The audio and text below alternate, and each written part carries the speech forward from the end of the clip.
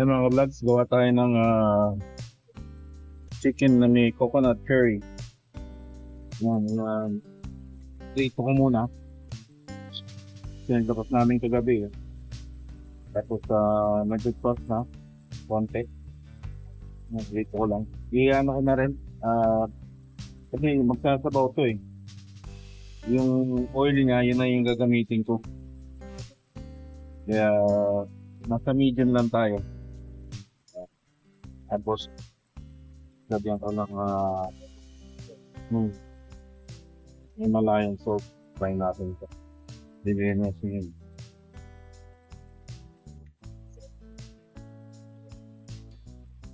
Salt. Mga 3 pinch. Panglasa lang naman. Depende sa dami ng ano niya, chicken. Ano naman yan. Napipuno yung ano siya oil. And then yan, brown na siya. So masyadong malakas, masyadong mahina naman. Kaya nasa gitna lang yung apoy ko. Kaya mo mag-brown at least 10 to 20 minutes. Tapos pagka medyo brown na, hinaan nyo na yung apoy para hindi masunog. Ayan mga dinagdag ko ng paminta. Nagpakulo tayo ng tubig para sa sabaw. Ang dagdag ng sabaw para mainit na agad. Ayan, yung sa mga mabilisan na magluto nagpapakulo sila ng tubig para pagtag ng sabaw, pang-timpla lang. Yan, medyo okay na siya. Ang gagawin natin is tubig muna ilalagay ko bago yung gata. Kasi para maluto yung loob. Kasi pagkata, maluluto din kaso baka mag-evaporate yung gata. It's 523. Tayo natin kumulo ang tubig. Magbalat tayo ng carrots. Wala tayong potato kaya carrots na lang. Yan, yung pinaprito na siya. Yung mga brown stuff na yan, yung stuff palasa Kaya kailangan rin magyan ng konting tulong kasi maganda yung lasa yun sa miso. Brown lang. Buksan natin ng boiling water. Mga ano lang. 1 cup and a half. Yan, ganyan lang. Ito yung para lang maluto lumampo sa loob. Ito medyo kulang pa yung tsura. Dagdagan mo ng konti. Lagyan pala natin ng takip para mabilis na maluto. Dagdag natin yung dalawang clove yan ng garlic o 1 clove tsaka kalahati. I mean isang buong sa isang clove siguro mga 10 yan mga clove. Hindi yun. Mga isa't kalahating garlic na isang bilog tapos kalahati ng isang bilog. Ito lang yung sasabihin. Dito. Halo natin. Yan yung sabaw galing sa chicken lang lahat yan I mean, nagdagdag na pala ako ng tubig.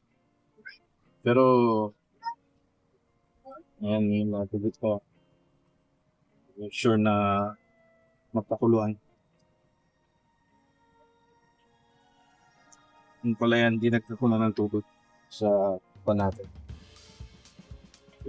Dagdagan ko pala ng konting betchin. Yan mga ka-vlogs na nahihiwa natin. Yan. Yan it 548 na. Lagay natin yung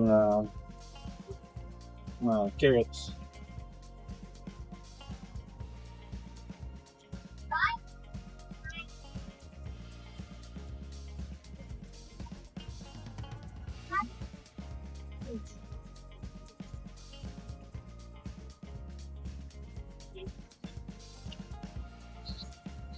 So, iniwan naman yung halo.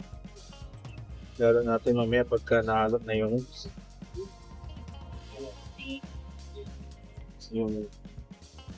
gata.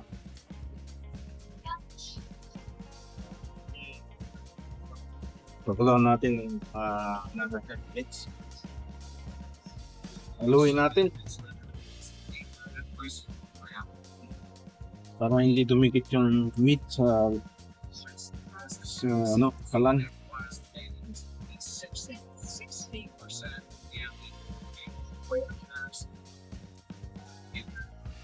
Nagdagan ko ng 1 teaspoon ginger garlic paste.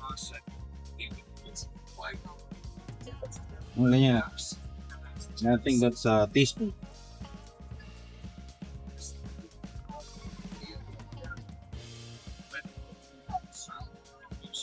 Hintayin umunti yung sabaw. Tsaka lagyan natin yung sabaw na coconut.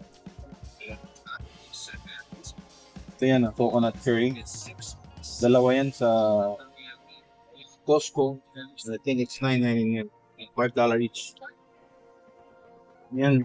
Pwede nyo i-check yung meat kung malambot na by using a fork.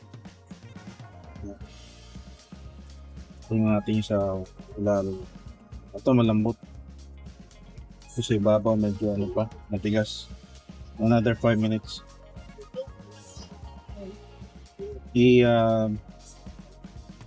Imagine mo na yung ngipin mo yung nandito kung malambot na yun, di ba? Alam nyo naman. Mag-imagine. Yan, buksan na natin. Yan, size na. Kaya natin yung sauce.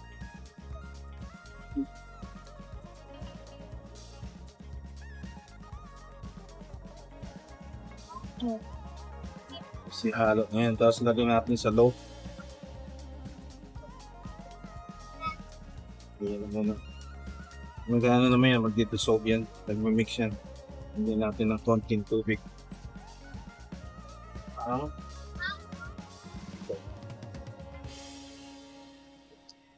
Tapos saka natin close, and then we mix it up and put more sauce back to the pan.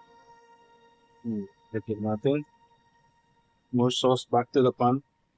Lagyan natin ng konting suka for preservation purpose. Ito yung suka natin, dato pati konti lang.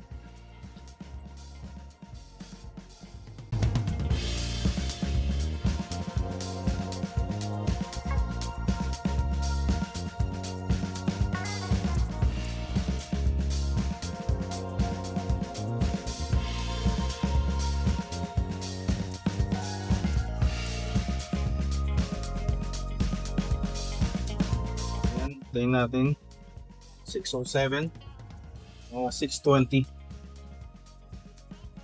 Tingnan natin, check natin. Lagyan natin konting second kasi nalagay tayo ng tempura. Konting-konti.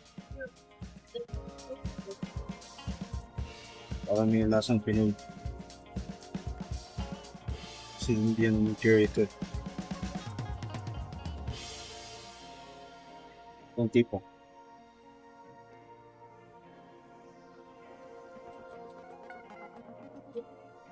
Ganyan. Yung mga 620. Yung mga vlogs kain tayo. Yan. Tingnan natin.